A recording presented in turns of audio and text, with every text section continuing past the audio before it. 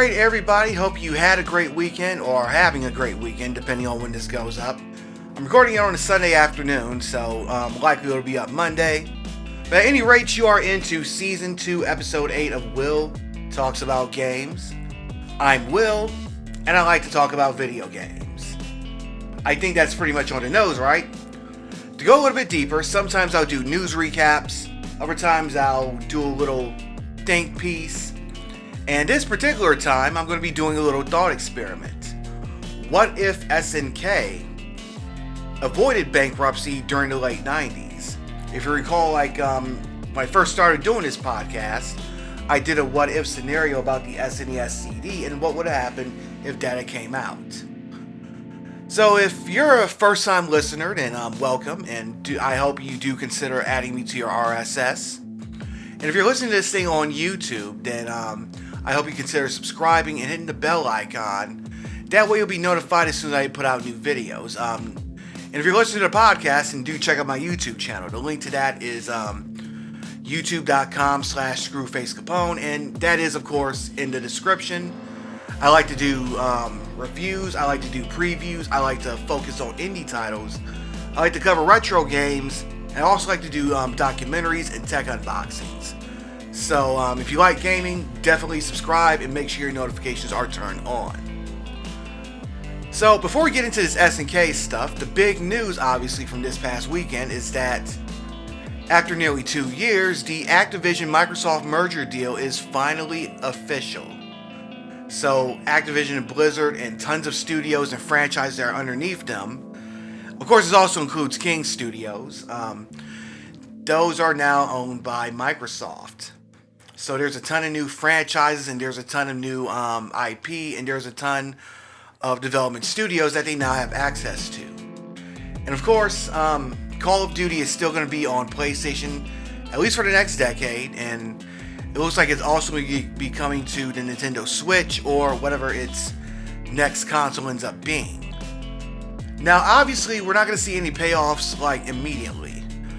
There's still a lot of arrangements to go around, and I'm not really too privy to what's going on in the gaming industry. But I think immediately the Xbox Game Pass library is going to become a little bit bigger. I know there's a statute of limitations on when Call of Duty games can be added to it. But this is definitely going to be a plus for the Game Pass library. Also, Bobby Kotick is out, and that was the main thing that I was hoping would resolve from this merger, because he's been a huge problem at the company.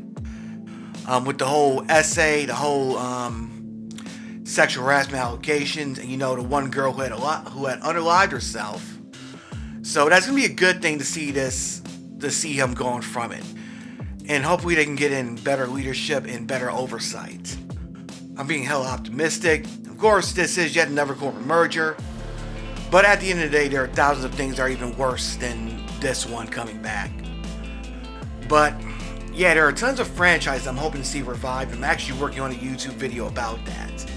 So again, if you subscribe to my YouTube channel, then you won't miss it.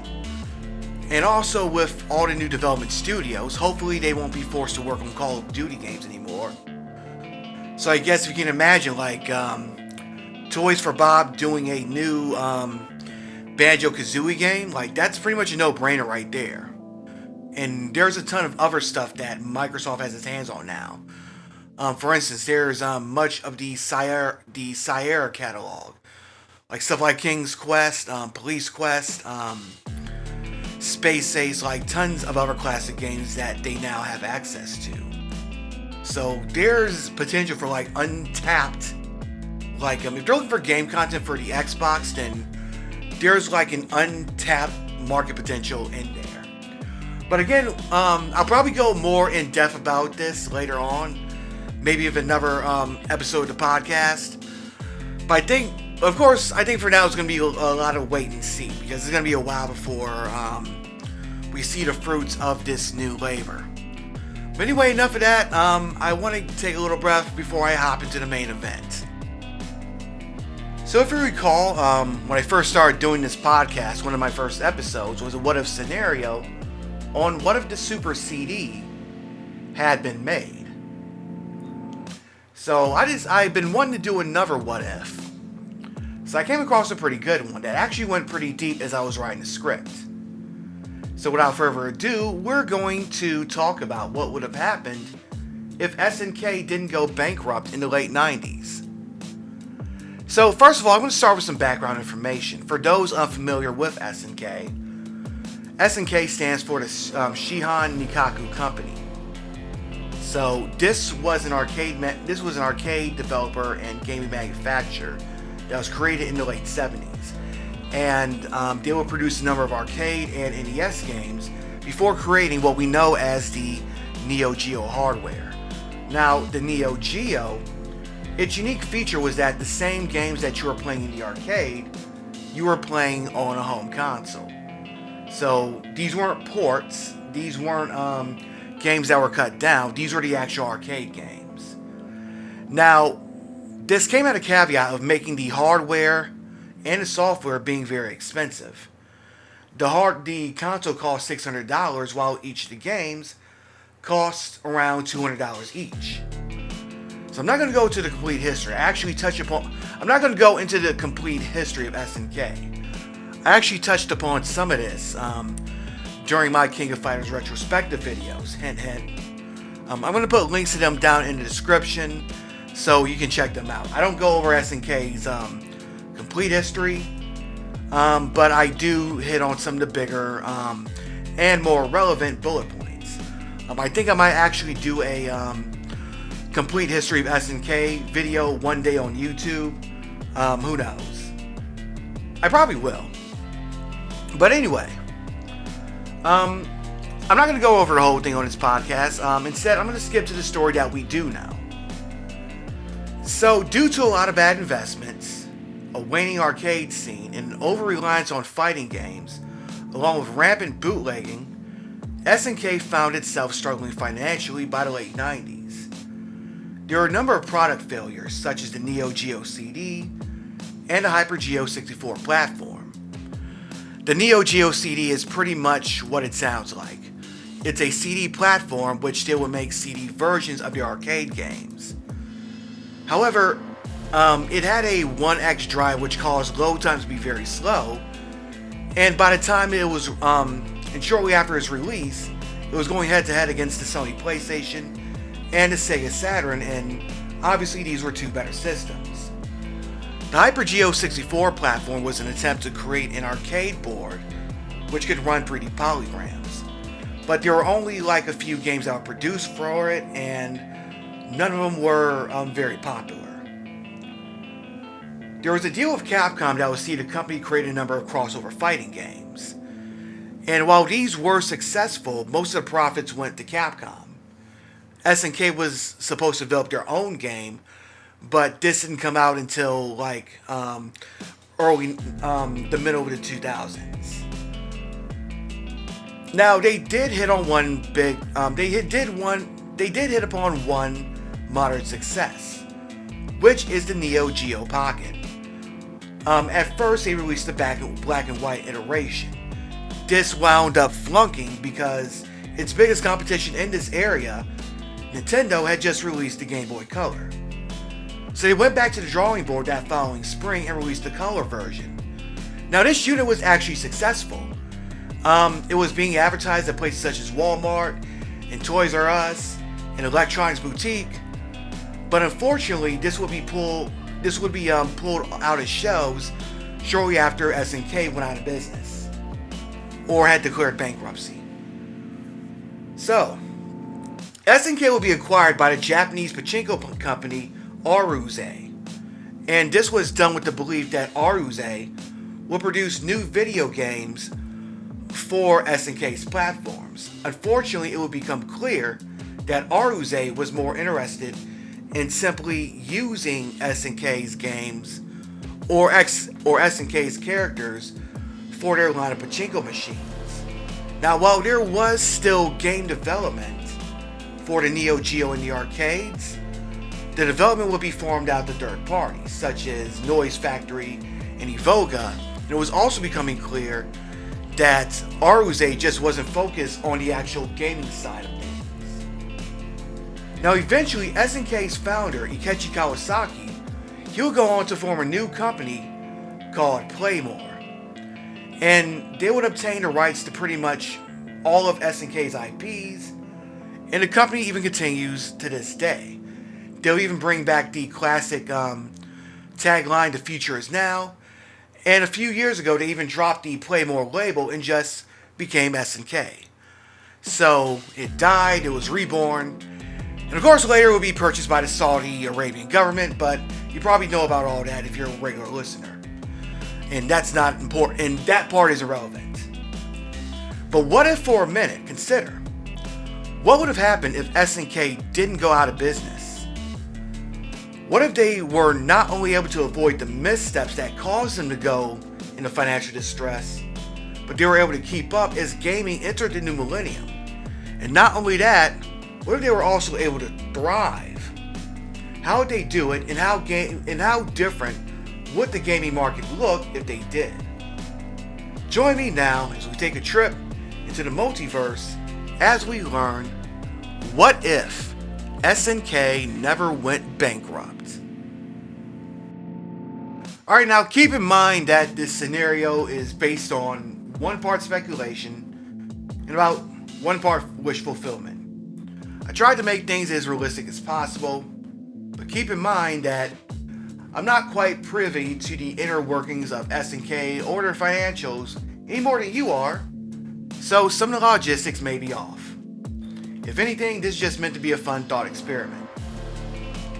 That being said, everything you're about to listen to comes from knowledge that I have gained from game magazines, articles, and YouTube documentaries from alternate universe I will call 1015 Neo Geo X. And this spans a period of time from 1995 to 2001. Our story begins sometime in 1996. At this point, SNK wanted to expand the Neo Geo line. Its biggest issue so far was the cost and a burgeoning bootlegging market. They had previously thought of the idea of a CD-based system a few years ago. However, the prototype had a one-time CD-ROM drive which made for slow load times. And with both the Sega Saturn and Sony PlayStation being in the works, there was no way their system could compete with the two back then. Even though their goal was to bring arcade games home, rather than to actually provide competition, it wouldn't simply be financially viable to have a CD console at a time when so many others, the 3DO, the CDI, had failed. Another piece of tech, the Hyper Geo 64, was proposed, which would be the first SNK system with 3D graphics. However, executives at SNK were unimpressed with the demos of the system that were produced. It was clear that SNK's developers had very little experience with 3D graphics and gameplay. A few years later, these demos will leak online. A racing game titled Road's Edge, a demo featuring Fatal Fury's Terry Bogard fighting against Andy Bogard, and what looked like an MMA fighter featuring Art of Fighting's Ryo Sakazaki. A proposed amusement park called SNK World was also shot down. SNK would create a series of photo booth machines called the Neo Print. These machines were based upon a modified version of the Neo Geo MVS platform. However, this couldn't play cartridges and was basically used to create photo stickers with different backgrounds. While these were quite popular throughout Japan and were even used to this day, they simply didn't take off in the United States. So side note, if you're wondering, as of right now, there's no Neo Geo CD, there's no Hyper Geo 64, and no SNK World. And that MMA fighter I mentioned, in our universe that becomes Baruki 1. That game would still be made, but in another format. Let's keep going. Thankfully, SNK was able to capitalize on the popularity of their ports. A few years prior, SNK had bought King of Fighters 95 to the PlayStation and Sega Saturn, with the PlayStation port even making it to America. Why not continue on that route? As I stated before, the biggest hurdle with the Neo Geo cartridges were the cost. costing $250 each, and with the CD format being able to hold larger amounts of space and being cheaper to mass produce, the PlayStation Saturn ports would even come with extras such as additional game modes and arranged soundtracks. Even with the issue of load times, fans will eat these up. Thus, SNK will continue to bring its games to the West, including King of Fighters 96 and Samurai Showdown, to name a few. They even bring their games to the Nintendo 64, and the Nintendo 64 ports were surprisingly good. While the audio didn't quite measure up to the PlayStation Saturn ports, the games were arcade perfect and came with Nintendo exclusive enhancements of their own. And of course, these versions benefited from not having any load times.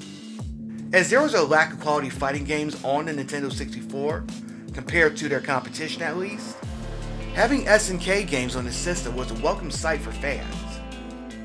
Better still, they will repurpose some of those Hyper Geo 64 demos into Nintendo 64 fighting games. SNK would bring Fatal Fury 64, Samurai Showdown 64, and Baruki 1 to the console. Now, while these games weren't particularly successful, they did add even more for fighting game fans, and they will become cult classics down the line. Even though SNK shot down the idea of a Neo Geo CD device, they were still enamored with the idea of producing another home console. Of course, simply porting the AES carts to CD wasn't enough. They'll need to produce original content to really sell it. While they didn't want to compete with its peers directly, they still need to have a good selling point for the console. Otherwise, why not just continue to produce PlayStation Saturn ports? It was clear that if SNK were to stay in the console market, it would have to swing for the fences. Thus, SNK's R&D department would have its task cut out for them. Another major hurdle that the company faced was its over-reliance on fighting games. The company did produce many classic franchises such as Fatal Fury, King of Fighters, and Samurai Showdown. While these were well regarded among fighting fans, to casual gamers, SNK looks like a one-trick pony. Worse, the market for fighting games, particularly 2D ones, such as the ones that SNK made, seemed to be dying out around the mid to late 90s. However, the popularity of games such as the run-and-gun shooters, Metal Slug, and Shock Troopers, along with puzzle games like Magical Drop, gave the SNK Neo Geo lineup some much-needed versatility. Still, the fact remained that these games were designed for arcades, where players usually pump in quarters and play for about 15 to 30 minutes at a time. While these obviously did work for home consoles, indeed, the console ports of Metal Slug had proven moderately successful, it was clear that SNK would need to offer fans something deeper. Fortunately, SNK will later release games such as Samurai Showdown RPG and King of Fighters Kyo. These were dialogue-heavy RPG games that hit the PlayStation Saturn. While these games were a little more than spin-offs for their more popular fighting titles, they represented a step in the right direction. Perhaps SNK, what they needed anyway, was a platform that was more suited for these kinds of games. While SNK was leery about another console, there was another market that they feel that they could do well in: handheld. Of course, the biggest competitor in this field was Nintendo's Game Boy, who had crushed its two biggest rivals, the Atari Lynx and the Sega Game Gear. The only other company in this field was Bandai, with his recently released WonderSwan. However, this unit only was in Japan, and Bandai had no plans to bring the system to the West. This left SNK in a unique position, though they would stumble at first. In 1998, SNK released the Neo Geo Pocket in Japan. The system had a pretty good lineup that included games such as King of Fighters R1, Neo Geo Cup 98 Soccer, and Samurai Showdown. However, 2 months after release of the system, Nintendo had put out its own Game Boy Color. This caused SNK owner Ikechi Kawasaki to send his designers back to the drawing board, and in spring of 1999, the Neo Geo Pocket Color would be released. That summer, the handheld would come to the United States, being sold for $70 at places such as Toys R Us, Walmart, Electronics Boutique, and other retailers. SNK will pour a lot of money into the marketing of this device, with the unit being advertised on TV and in magazines.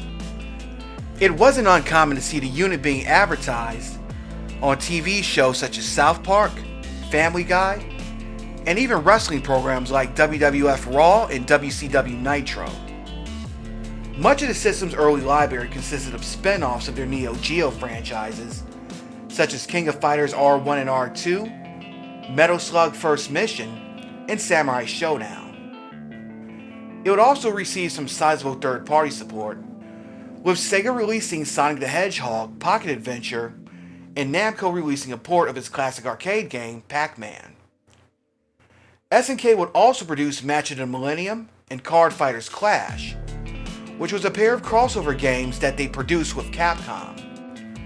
Games such as King of Fighters R2 and Sonic would have connectivity features with the Dreamcast, that would unlock features in games such as King of Fighters Dream Match 99 and Sonic Adventure. The system would do quite well at launch, selling 25,000 US units in its first week. It had everything that it needed to succeed where the Lynx and the Game Gear failed. It was cheap, it had a long-lasting battery life, it had a decent library of games, and pretty soon its third-party support would almost be on par with Nintendo.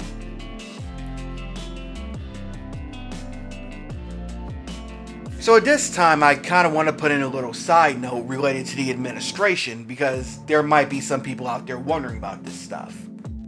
So in our universe, John Barone, along with his wife Susan, they were in charge for marketing of SNK's products in North America. This was around the time of the Neo Geo Pocket Color release. However, they would eventually be let go because SNK Japan's brass was unsatisfied with their failure to sufficiently promote SNK products, namely the Hyper Geo 64, the Neo Geo CD, and the Neo Print photo groups. Ben Herman would be the one to replace him.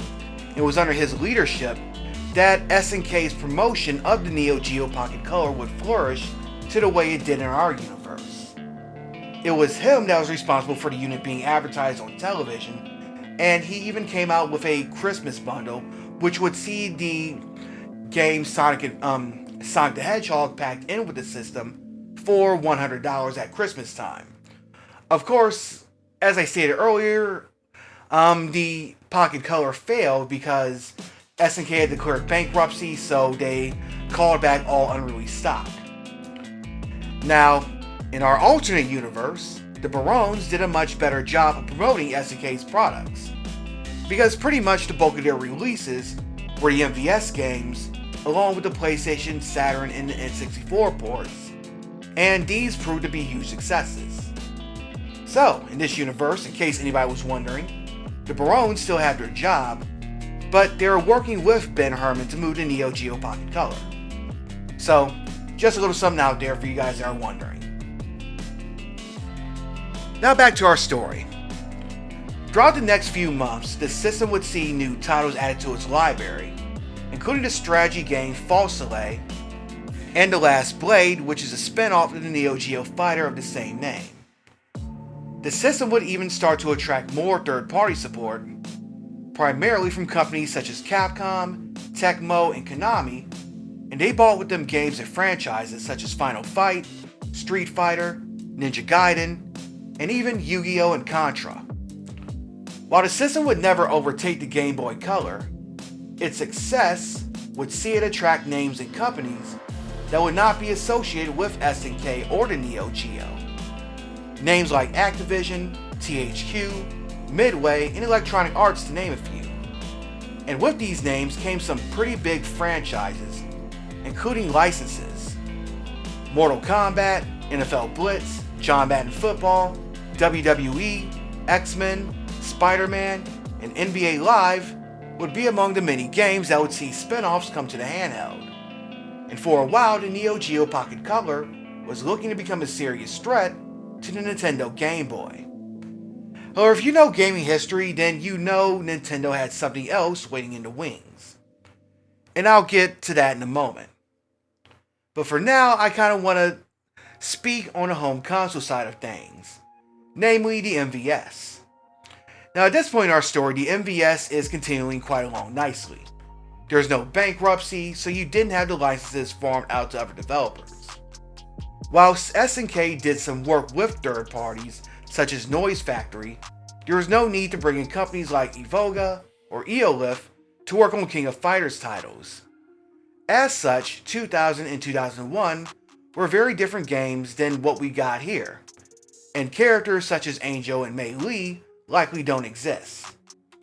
And the company still continued to produce ports of these games for other consoles, namely the PlayStation and Saturn.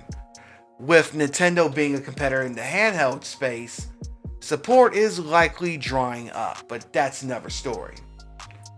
As far as the bigger names and third-party support, it will be a crack shot getting companies such as EA and Activision to make games for the Neo Geo, given the hardware's limitation and high costs.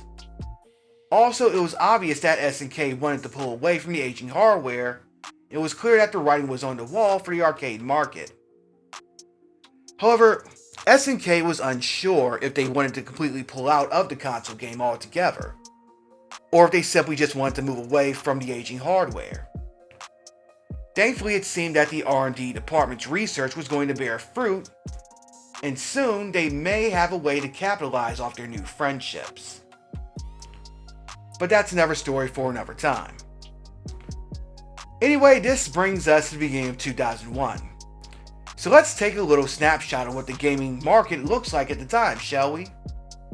With the failure of the Dreamcast, Sega would exit the console market, becoming a third-party publisher. That same year would see the Nintendo release both its Game Boy Advance and the GameCube console. Microsoft would also release its Xbox, its first foray into the console market. And of course, in 2000, Sony had released the Sony PlayStation 2. While SNK continues to move units with the Neo Geo Pocket Color, the Game Boy Advance, with its higher performance and high quality, threatens to put an end to the honeymoon. Still, the Neo Geo Pocket Color had strong third-party support. Now, if SNK wants to hold on to its success, its next step is important. Does SNK double down on the portable market and build upon the success of the NGPC? Do they stay in the arcades and try to hold on to the market? Or do they decide to make the big three into the big four? But enough of that. I think now is a good time to stop. Namely because I'm unsure of where I want to go from here. Although I got a few ideas in my head. If you got any ideas or thoughts of your own, let me know what you think. Also, if you got other ideas of what ifs that you want to see, let me know. My comments, if you're listening on Spotify, then there's a way to respond to me. And of course, my link tree is in the description. That way you can reach out to me on various social media platforms. Anyway, it's time to talk about the cool thing of the week. And the cool thing of this week is Castlevania Nocturne. I just finished binging it this past week on Netflix. And while it definitely felt different from the older Castlevania series, namely due to the fact that it had a different producer other than Adi Shankar, it was still an awesome show. I love Richter, I love Annette, I love the villains, and I love the way the storyline set up Season 2. Again, it did felt different from the previous Castlevania, and I think the older series was a little bit better. I still enjoyed this one. I love the characters, I like the story, and there were all kinds of references to not only Rondo of Blood, but other Castlevania games too. So of course, as you know, it was renewed for the second season. I can't wait for it to get here because I want to see how the storyline plays out. And with that, I'm going to wrap it up for this edition of the podcast. I hope you enjoyed my little trip into the multiverse. Again, I got a few ideas of where to go from here. I want to keep things realistic, but at the same time, I still want to have a little bit of fun with this. I don't know, maybe leave the console market behind and build upon portables, or maybe come out with their own console and take on the big three, or maybe do a merger with a company or something. Who knows? But let me know what you guys think. My link tree is in the description, as I said, and of course, if you're on Spotify, you can reach out to me here too. But anyway, I'm pretty sure this is going out on Monday, so I hope you guys have a great week. Until next time, I'm Audi 51,000G, y'all.